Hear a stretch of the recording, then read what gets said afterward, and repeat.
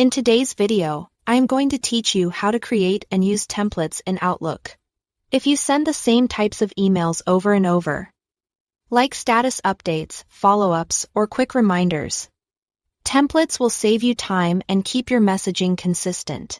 I'll walk you through creating and using templates in both the new Outlook and Outlook on the web, and then in classic Outlook on Windows, so you can follow along no matter which version you use. Let's start with the new Outlook and the web version. Begin by opening a new email. Look for the apps icon, or the three-dot menu if you don't see it right away, and choose My Templates. This opens a panel where your templates live. Click the plus sign to add a new template. Give it a clear title you'll recognize later, and type the message you want to reuse. You can include a full body, a greeting, and even placeholders like brackets to remind yourself what to personalize. When you are happy with it, click Save. That's it. Your template is ready to use. To use it, open a new message, go to Apps. Select My Templates, and then click the template's name. The text drops straight into your email, where you can make quick edits before sending. This is great for speeding through repetitive replies while still customizing the details. Now let's cover classic Outlook.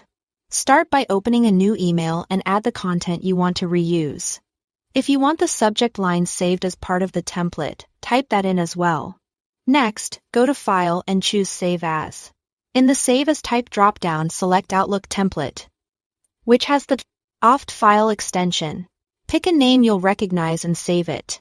This creates a reusable OFT template file. To use a classic template, go to the Home tab, then New Items, then More Items, and choose Form.